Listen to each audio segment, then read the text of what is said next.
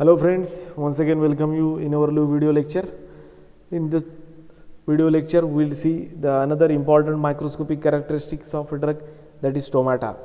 So we will see what is meant by stomata, which is the general structure of a stomata, and the different types of stomata along with the examples of a drug where the particular type of stomata is found.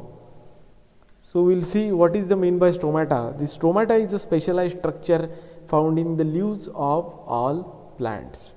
So the stomata contains the different types of cell. So most important thing, the stomata contains the kidney shape, the two cells which are known as guard cells. Two kidney shaped cells at the center which are known as guard cells, and these guard cells are again surrounded by other special type of cell which is known as subsidiary cells. The function of a stomata is exchange of gases, exchange of oxygen and carbon dioxide. So the opening and closing of the guard cell results in exchange of gases. Along with the other important function is transpiration, that is loss of water from plant. Now along with the leaves, some other parts of a plant also contains this type of stomata. So examples are here, that is stem of a plant. The ephedra stem contains the stomata. Then flower, example clove, the clove flower buds contain the stomata. Then fruits, the fennel fruits, that is umbelliferous fruit, fennel also contains the stomata. And the leaves of all plants, all other plant, the leaves contains, this is the specialized microscopic structure which is known as stomata. Now based on the arrangement of guard cells and subsidiary cells, the stomata are divided into different types, like parasitic stomata, diacytic stomata, anisocytic stomata, anomocytic stomata and actinocytic stomata. So these are the 5 different types of stomata are basically categorized based on the arrangement of guard cell and subsidiary cells. So we will see one by one. So this is the general structure of all types of stomata which we will see. So first is parasitic stomata.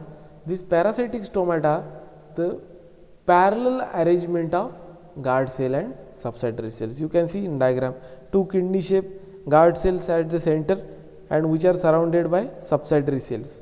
Now if you see the arrangement of guard cell and subsidiary cell, the arrangement is parallel. The parallel arrangement of guard cells and subsidiary cells. So the parallel arrangement indicate the parasitic stomata. We will remember this.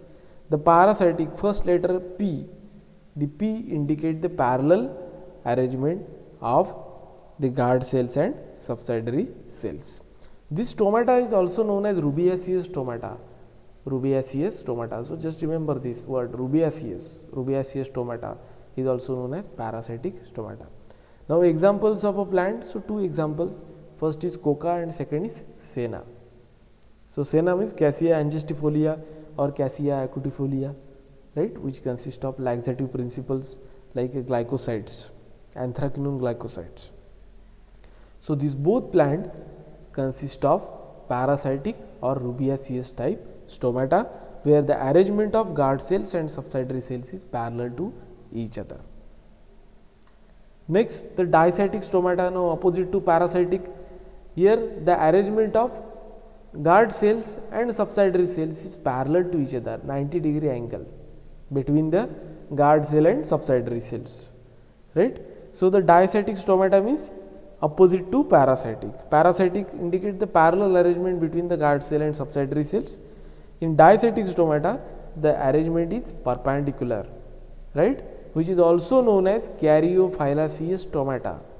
Caryophyllaceous stomata. Examples are vasaka, peppermint plant and spearmint. So how you will remember this? Diacytic stomata, the trick is here. Capital LAD. The L indicate the labiati, A indicate the acanthaceae and D indicate the diacytic type stomata.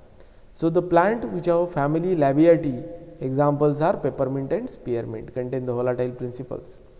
Then acanthaceae, that is capital A, family of Vasaca, right? Adithoda Vasaca belonging to family Acanthaceae. So this Labiatae as well as Acanthaceae family, the plants contain the diacytic type stomata, where the arrangement of guard cells and subsidiary cells is perpendicular to each other. Then third is anisocytic stomata.